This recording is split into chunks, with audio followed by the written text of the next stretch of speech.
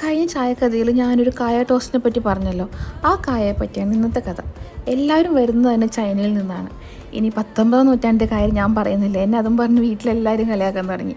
അതുകൊണ്ട് നേരെ കഥ പറയാം. ചൈനയുടെ തെക്കേ അറ്റത്തുള്ള ഹൈനാൻ ഐലൻഡിൽ നിന്ന് സിംഗപ്പൂരിലേക്ക് കുടിയേറിയ ആളുകളാണ് ഹൈനാനീസ്.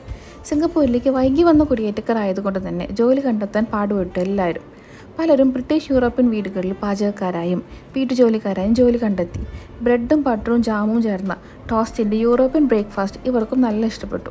പക്ഷേ ഇവരുടേതായ രീതിയിൽ മാറ്റം വരുത്തി മുട്ടയും തേങ്ങാപ്പാലും പാണ്ടൻ ലീവ്സും ചേർത്ത് അവർ സ്വന്തമായി സൃഷ്ടിച്ചതാണ് ഈ കായ.